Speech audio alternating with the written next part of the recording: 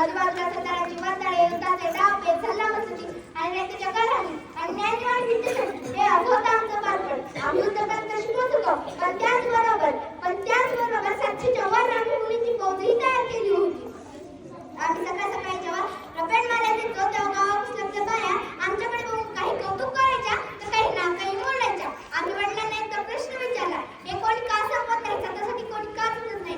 लखोजीराजांनी उत्तर दिलं, मराठ्यांनी याच भूमीवर आसमंताकडे पाहून थुकाऱ्या फुटल्या, हर हर महादेव याच गर्जनेत धाड करायला लढवल्या, पण हा समाज एक संघ नाही, तो विखुरला गेला आहे.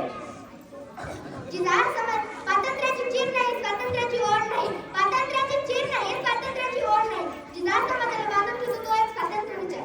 आम्ही पुन्हा विचारलं, एक विचारासाठी काय करावं. वडिलांनी शब्दाची जुळवणी करत पुन्हा उत्तर दिलं, बाळा जिथे रयतेचा छळ होतो, रक्ताची पाठ होतात, ते गवतालाही वाले फुटतात व माती तुम्हाला शस्त्र कोमाला जगण्याचं ज्ञान मिळतं ना ते फक्त स्वातंत्र्याच्या सूर्यामुळे, पण हा सूर्य सततची वर येत नाही. आम्ही मनात एक एक शब्द सांगत होतो. मनात एकदा विचारायला, ए मोदाली किती सोचतात, यवनांनी कापून फेकून दिलेली माझ्या लेकरांची प्रेत तू वाहू नाही काटावर, तुझ्या काटावर स्मशानी मिळाली, पण आता विजत बसायचं नाही, आता फक्त पेटायचं. ते पेटायचं कसं ते मी तुला सांगेन.